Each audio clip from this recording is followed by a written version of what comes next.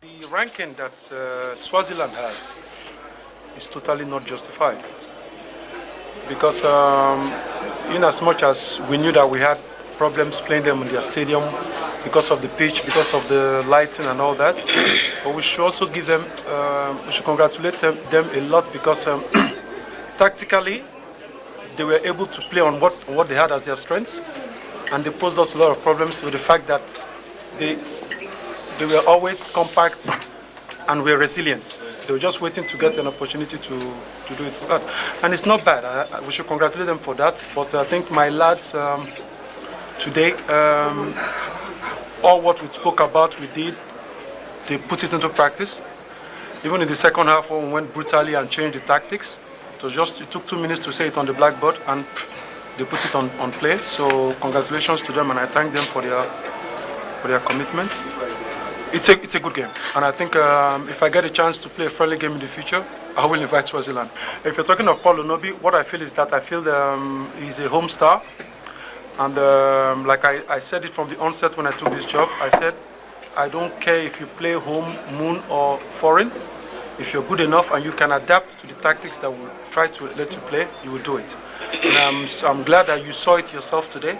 It's a vindication of that philosophy we are putting into play. He's solid. He's strong on the man. He can play. He's clairvoyant.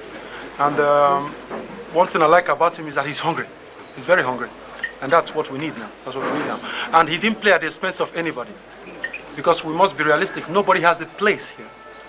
So if you're saying he's playing at the expense of somebody, it's as if somebody, as if I went to take over the place of the king of Swaziland. I would like that anyway, but it won't happen. So it's, something like that. So I don't agree with that. See the movements that they are making, one taking up the position of the other, and the change of play, that is not yet to blame. I think what is there is that I would prefer they miss it today than they miss them when we start playing the group stages. Well, Sunday Oliseh, he would prefer they miss some of the chances, like they did. But when it gets to the group stages, you can't afford to do that. You have to be clinical in front of God. That, for me, is highly important. I don't know. Yeah, we're just going into the main. Into the real deal now. Let me put it that way. Yeah, this is where it really starts for me, because if you have a look at the countries that we're likely to face, we're talking of the absolute best in Africa, the ones that are likely to be in the pot one, the seeded sides, based on our rankings. Yeah, I don't know. Who would you like to have in the Super Eagles? In our group? Yeah, in our group. Based on the rankings, yes. We're going to be in a tough group from the look of things, because I'm not sure we're going to get something easy.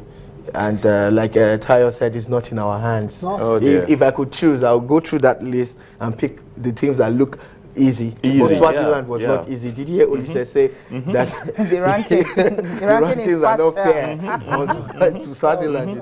I mean, I have a list of some of the countries here, and I tell you, I just can't pick.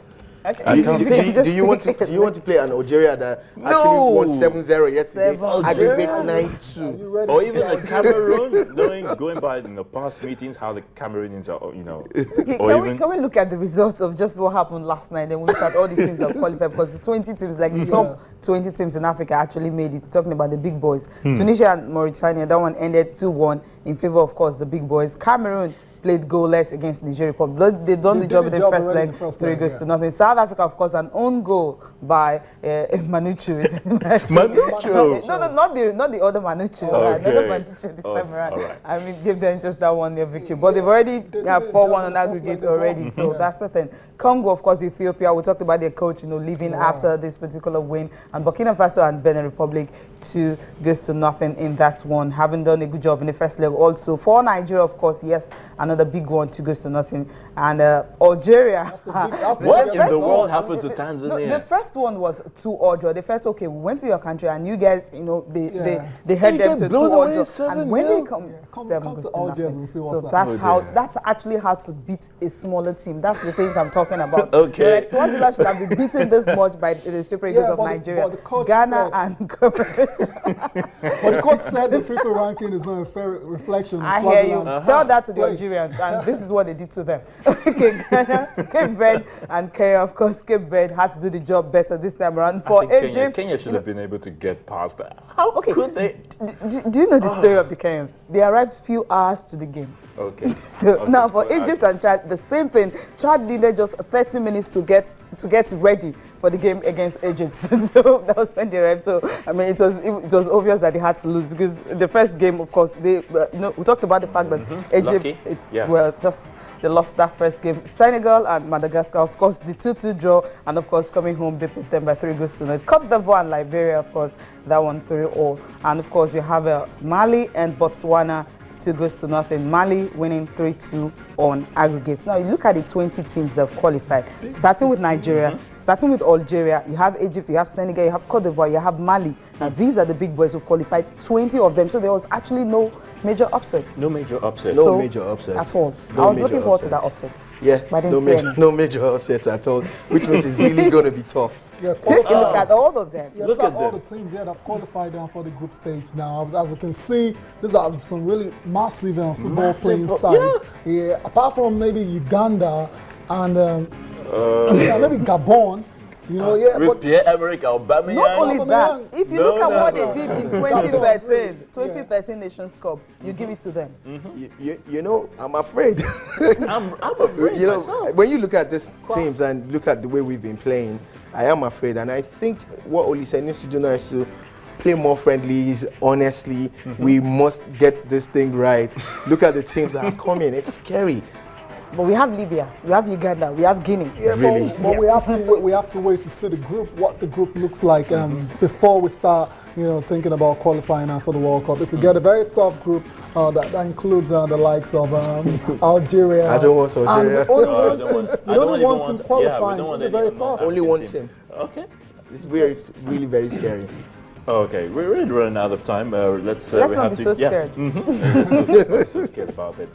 Let's talk about tennis. Tennis, guys.